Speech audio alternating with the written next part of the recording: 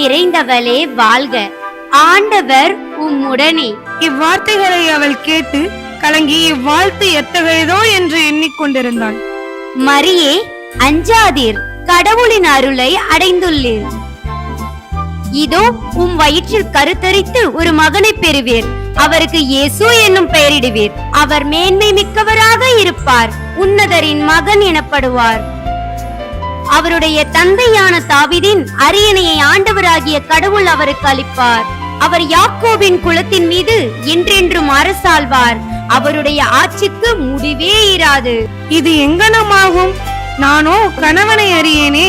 பரிசுத்த ஆவி உம் மீது வருவார். உன்னதரின் வல்லமை உம்மேல் நிழலிடும். ஆதலின் பிறக்கும் திருக்குழந்தை கடவுளுடைய மகன் எனப்படும். ஏனெனில் கடவுளால் ஆகாதது ஒன்றுமில்லை. இதோ ஆண்டவருடைய அடிமை, உமது வார்த்தையின்படியே எனக்கு ஆகட்டும்.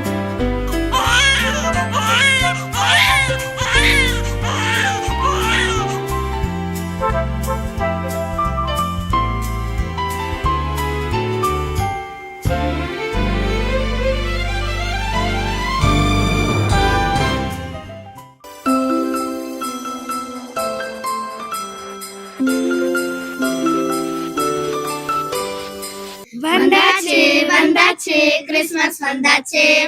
பெத்லகேமில் மாட்டுத் தொழுவில் இயேசு பிறந்தாச்சு. சந்தோஷம் உற்சாகம் எங்கும் நின்றாச்சு. தேவன் நம்மை மீட்ட நாள் தான் கிறிஸ்மஸ் என்றாச்சு. ஜாலியாக ஆடி பாடி கிறிஸ்மஸ் நாளை கொண்டாடிடுவோம். சேர்ந்து நாமும் இன்றே கிறிஸ்மஸ் நாளை கொண்டாடிடுவோம். வந்தாச்சு வந்தாச்சு, கிறிஸ்மஸ் வந்தாச்சு. பெத்லகேமில் மாட்டுத் தொழுவில் இயேசு பிறந்தாச்சு. சந்தோஷம் உற்சாகம் எங்கும் நின்றாச்சு. தேவன் நம்மை மீட்ட நாள் தான் கிறிஸ்மஸ் என்றாச்சு. ஜாலியாக ஆடி பாடி இயேசுவானனை போற்றிடுவோம். ஒன்றாய் சேர்ந்து நாமும் இன்றே கிறிஸ்மஸ் நாளை கொண்டாடிடுவோம். குளிரும் பனியும் வீச இயேசு பாலன் தூங்க, பாட்டு பாடி தூங்க வைக்க அங்கே செல்வோம் வாங்க.